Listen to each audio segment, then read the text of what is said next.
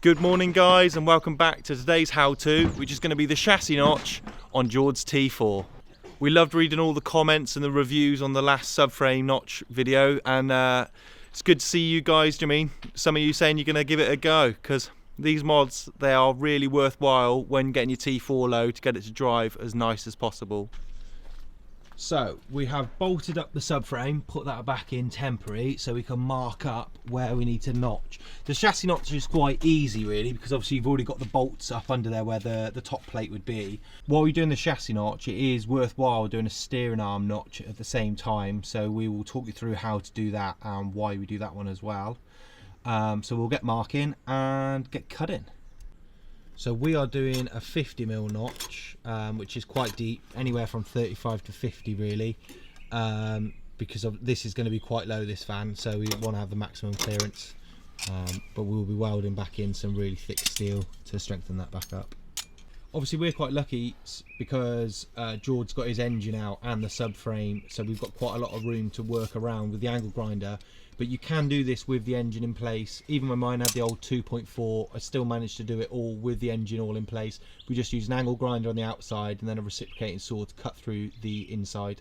And it's just a bit tight to weld up on the inside, but it is doable. But if you're going, if you're going really low, it is worth dropping the subframe anyway, doing those modifications, which I'll put a link to the other video in the description. And here we're going to do the chassis notch and the steering arm notch, which we will talk you through as we go.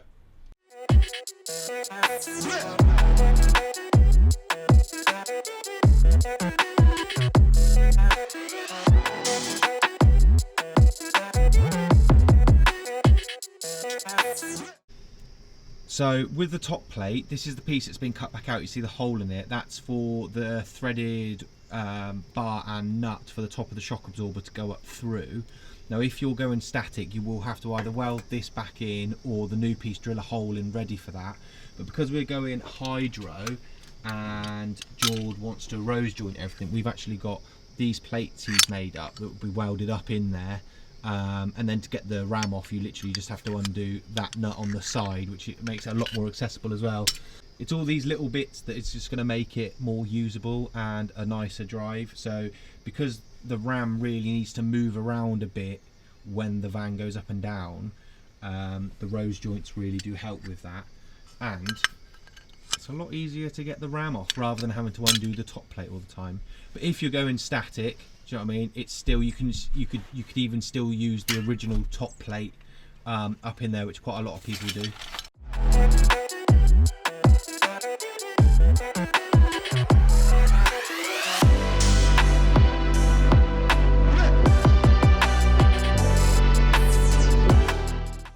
There it is, all plated in, nice and strong. We've obviously added this gusseted plate here, so our hydraulic ram can go up there on a rose joint, which will be nice and strong and give it a lot of flexibility.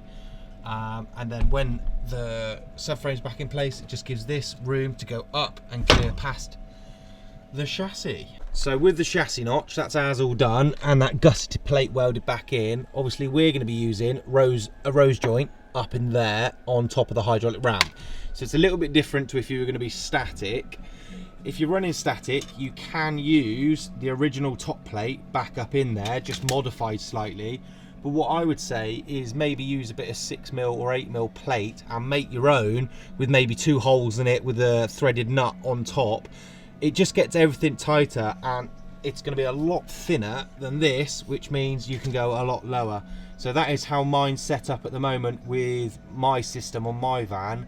And I mean, it works great, and it just gives a lot more room for that arm to clear up in, because if you're adding that big cast thing back in, you're going to be back down a little bit. So that is how I've done it and how I would recommend doing it on your T4. Onto the steering arm notch, this is even easier. If you're not going to be going too low, you can leave the back edge, cut this face off and tap that up just to make a triangular shape and weld in little plates there. But because we're going to be going quite low, the easiest way to do this, get a bit of box section, cut it in half, it's the right size, perfect, sit that in there and weld it up, it's going to be perfect.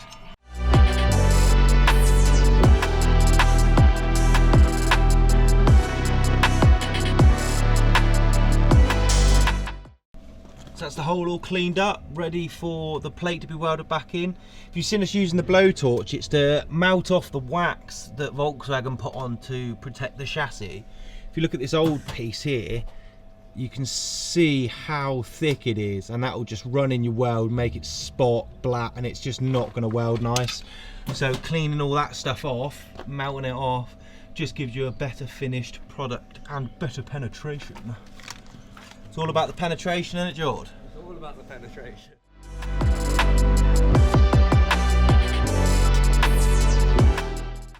So there you have it, chassis notch and steering arm notches done. So if you see how much more room that gives you up there, loads more. This is getting tubbed as well, so that will let that arm articulate all the way up. And then a steering arm notch just to allow that to go up more, because if it sits on there it will bend the steering arm, which obviously will give you a shite ride. So there you go. So there you have it, that's the chassis notch and steering arm notches done. I hope this video is informative and clears a few things up for you guys.